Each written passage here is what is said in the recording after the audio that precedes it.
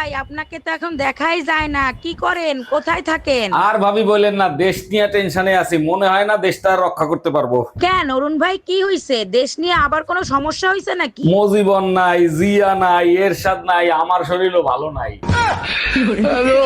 অরুণ ভাই, প্রথমবার আপনি আমার বাসায় আসছেন, কি খুশি হয়েছি আপনাকে ভাষায় প্রকাশ করতে পারবো না। ভাবি আমিও অনেক খুশি হয়েছি, ভাবলাম মিষ্টি ভাবির হাতের এক কাপ মিষ্টি চা খেয়ে যাই। অবশ্যই চা খাওয়াবো, বলেন চার সাথে আর কি কি খাইতে চান? বাসায় আমি শুধু চাই খাই, কিন্তু বাইরে গেলে চার সাথে বিস্কুট, কেক, সামোসা, সিঙ্গারা সবকিছুই খাই। অরুণ ভাই, তাহলে আপনি এক কাজ করেন, এটা আপনি আপনার নিজের বাসায় মনে করেন।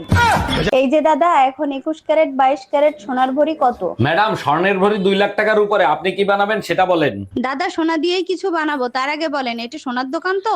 আরে ম্যাডাম, সোনা দিয়ে কিছু বানাতে হলে তো আপনার বাসায় গিয়ে বানাতে হবে, এটা স্বর্ণের দোকান।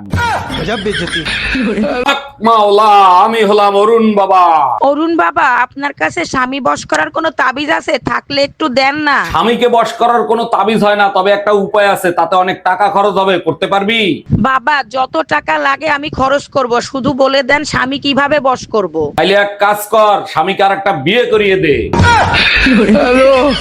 যখনই বাসায় আসি তখনই দেখি তুমি রান্না করে, কেন স্বামীর সাথে 2-4টা রোমান্টিক কথা বলা যায় না? বিয়ে হয়েছে 5 বছর, 4 বছর তো তোমার সাথে রোমান্টিক কথাই বলছি, তাই না? আমি চাই এভাবেই তুমি সারা জীবন আমার সাথে রোমান্টিক কথা বলো। অনেক রোমান্টিক কথা বলছি, আর দরকার নেই। 3টা খাটে ঘুমাচ্ছে, একটা পেটে ঘুমাচ্ছে। অরুণ ভাই, আপনার ভাই বললো মসজিদে নাকি আপনাকে নিয়ে সবাই হাসাহাসি করছে। হুজুরে জিজ্ঞেস করছিলাম, বউর খেদমত করতে ইচ্ছা করতেছে, বউ তো বাপের বাড়ি গেছে, অন্যের বউরে খেদমত করলে কি সওয়াব পাবো? অরুণ ভাই, আপনিও না আজব আজব প্রশ্ন করেন, তারপরে হুজুর আপনাকে কি বললো? হুজুর বলে সওয়াব পাবেন কিনা জানি না, তবে জাহান্নামের দরজা দেখতে পাবেন।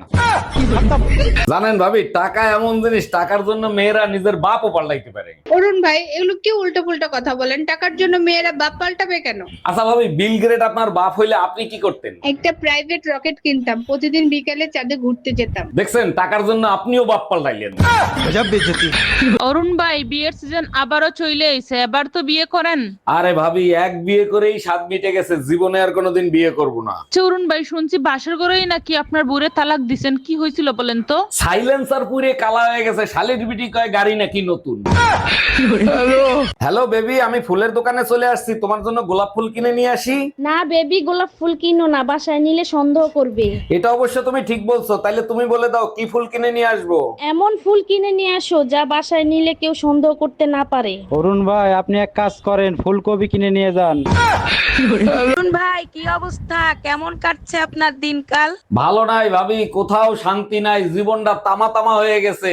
কেন অরুণ ভাই এভাবে বলতেছেন কেন, কি হয়েছে বলেন তো? মা লক্ষ্মী ব্লক করে রাখছে, শনিদেব ফলো করে, জমরাজ ফ্রেন্ড রিকোয়েস্ট পাঠাইছে।